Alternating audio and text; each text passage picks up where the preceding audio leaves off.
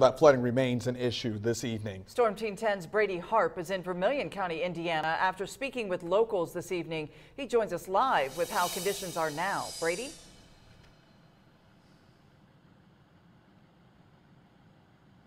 Locals here in Eugene say they usually have to deal with flooding this time of year. However, they say this year has been worse.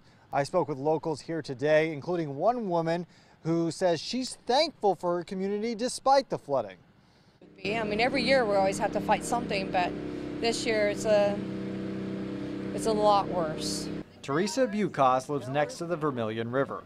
Days of rain have created a flooding situation through Eugene, Indiana. Many roads are underwater and residents are bracing for waters to rise even more. Bucas says she is used to flooding, so she has been preparing her home.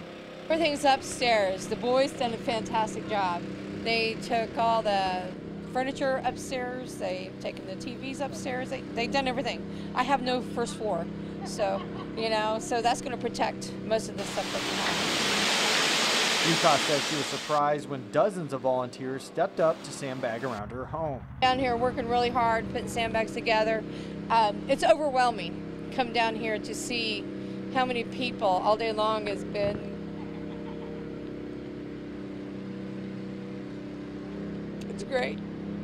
Despite what looks to be a major flooding situation, Bucas admits she loves living near the Vermillion River.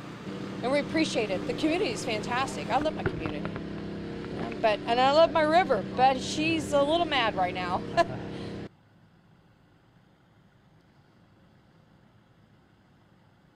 Now, I was actually here when Bucas' house was getting sandbagged around, and there were local restaurants actually providing food to some of the volunteers that showed up. And if you can see behind me, I'm on a street here in Eugene that's just completely covered in water. Now, the break in rain earlier this evening seems to have helped the situation out, at least on this street, because the water's slowly starting to recede. But as Kevin said earlier, there is some more rain on the way, and that will complicate the flooding situation. Now, law enforcement here tells me to just communicate to you guys that if you see water over road, do not drive through it. It can be dangerous. Live here in Vermillion County, I'm Brady Harp, Storm Team 10.